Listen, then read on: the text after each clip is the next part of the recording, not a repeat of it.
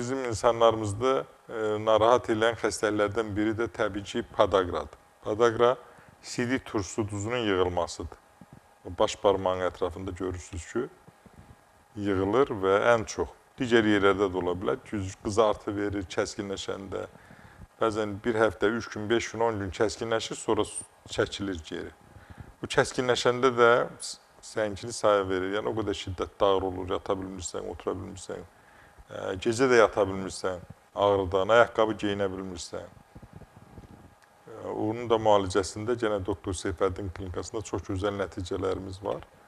Ancaq ilkin olaraq bir təcili yardım da deyə bilərəm, fürsətdən istifadə edib. Elə kəskin ağrılar olanda həmin nahiyyə buz qoyun.